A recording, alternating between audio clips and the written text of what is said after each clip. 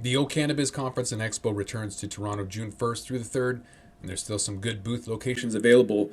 This exciting event is free for cannabis retailers and will feature Tommy Chong receiving a Lifetime Achievement Award at the O Cannabis Industry Awards.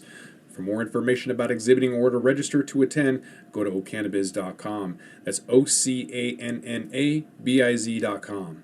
Looking at Headsets report for total market overview for February across about 15 different markets in North America, looking at total sales and year-over-year sales growth, a couple other interesting metrics as flower kind of as maybe peaked. We might start seeing that 40% of market share on flower is the norm, as is in California and some other places, with certain articles like this one from Benzinga saying, "Beyond flower, the future of cannabis."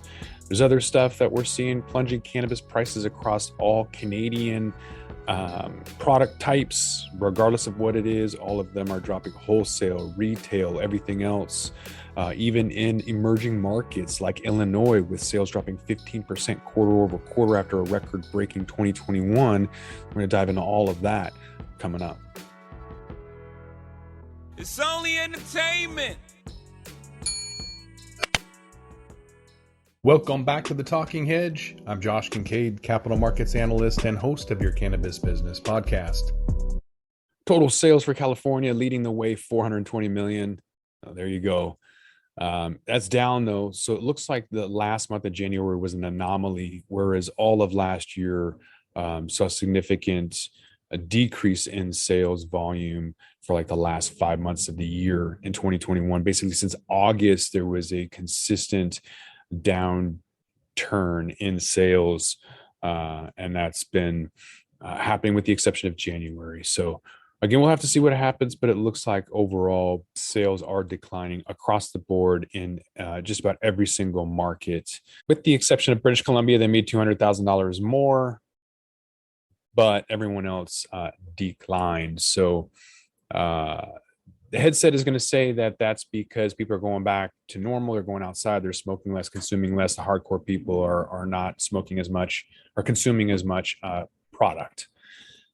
However, I've been saying that inflation is causing a lot of people to readjust on what they're spending. And I know for a fact, with my brother-in-law having to quit entirely, that if he had to quit, other people are probably pulling back. So we're looking at year-over-year sales growth. When we look at this period in time versus the same period last year, it's not so good. Nevada's down 19%.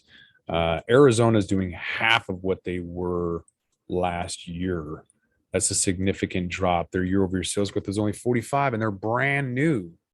So that's the big takeaway from this entire report, is that when an emerging market like Arizona is seeing a cutback, this is nothing to do with anything that's normal. I don't think that the 100% in Arizona had anything to do with the pandemic. I think that the market was there, it's ripe, and people wanted to go out and try new stuff. The massive drop we saw, I don't correlate that to going back to normal or whatever. I see that as your budget is being smashed by crazy ass prices everywhere. I think that's a huge indicator right there is Arizona. And I want to dive into Illinois too, because they've dropped about half as well. California is maybe the exception. They're up 2%. I mean, that's a 50% increase from 4 to 6% from January to February, but they've definitely stalled, peaked. Colorado's gotten worse, and Washington and Oregon. Everyone else is the exception of BC. So we mentioned total sales have increased the year over year by a fraction, though, from 22% to 25%. So it's basically nothing. I think when you're taking a look at areas like Illinois, that's an emerging market.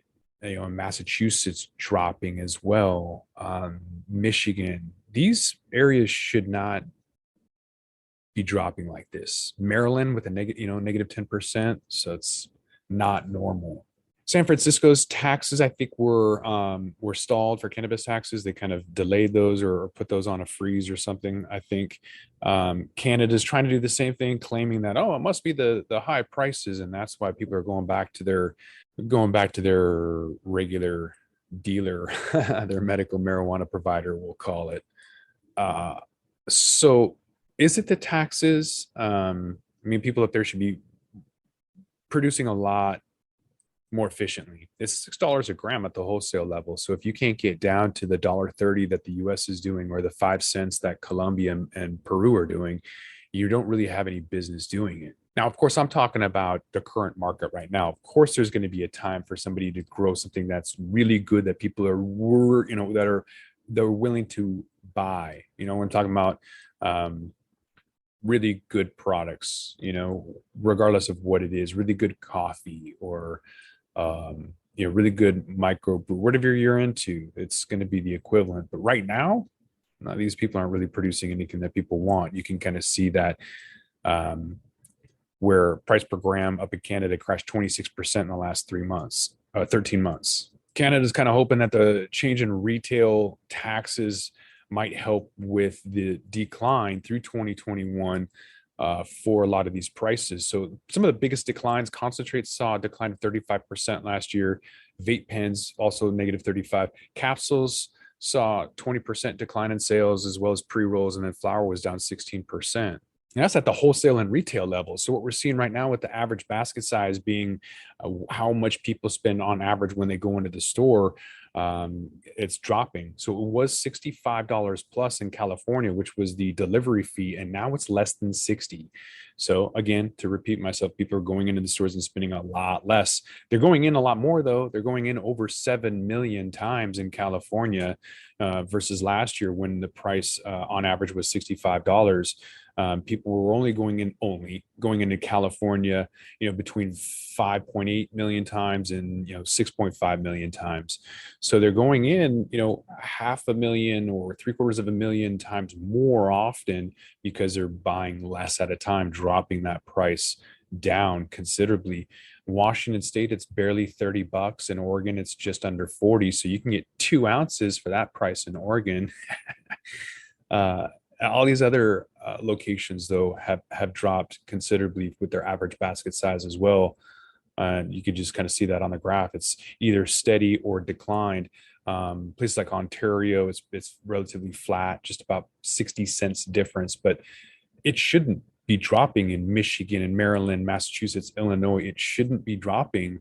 People should be buying more and more. So this across the board, where it has nothing to do with the market, very, very indicative to me that this is an economic issue and not a cannabis issue at all. I say that because if you look at the total sales, that can decrease if people are going back to normal and they're not as spending as much, but they'll spend on average the same amount.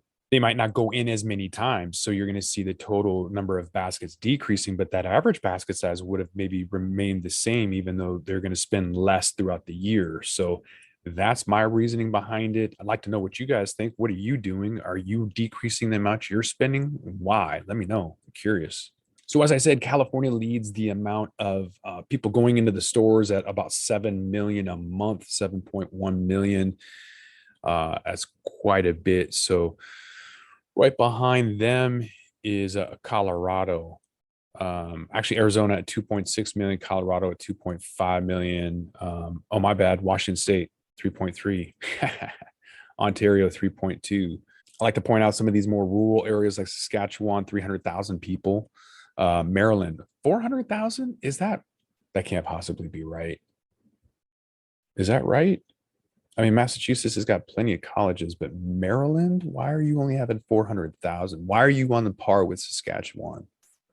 That's really weird. Nevada, 900,000. I thought Nevada was popping. Is it aren't like is everyone in Florida right now? Are they not in Nevada? That's really, really low. 900,000 purchases. So that's not very good.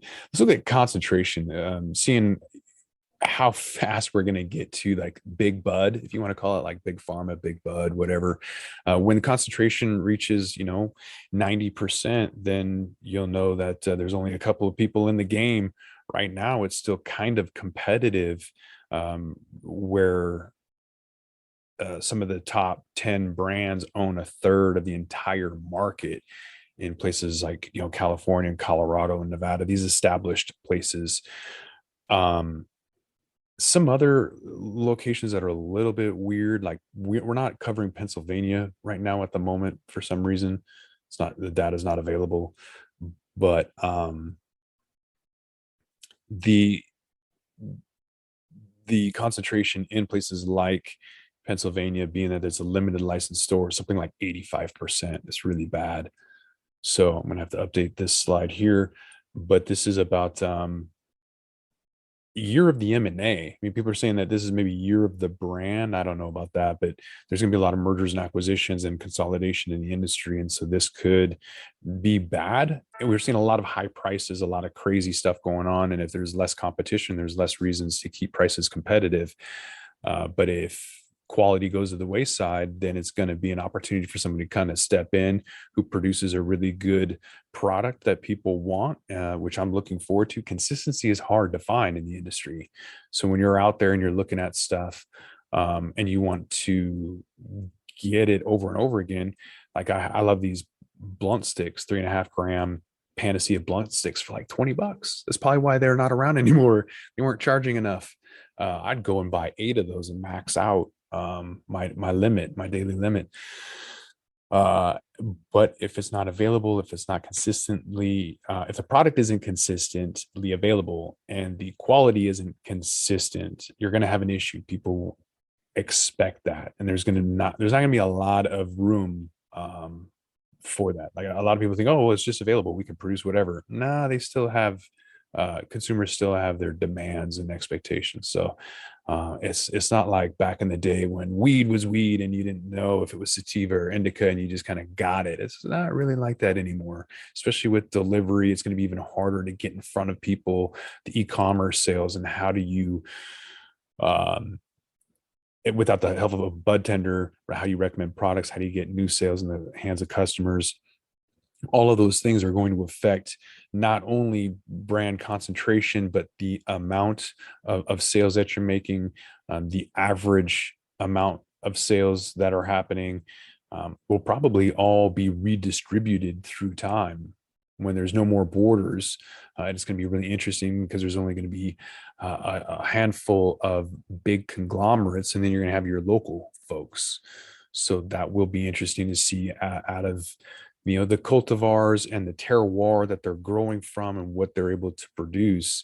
We're just not quite there yet, as everyone's pretending to be a master grower. The amount of sales, back to the very intro, of flower being at 40%.